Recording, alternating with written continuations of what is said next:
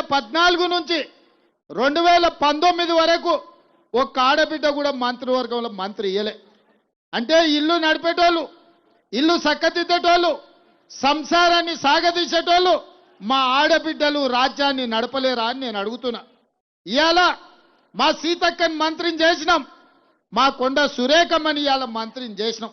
మా ఆడబిడ్డలు రాజ్యం నడుపుతలేరా అని నేను అడుగుతున్నా.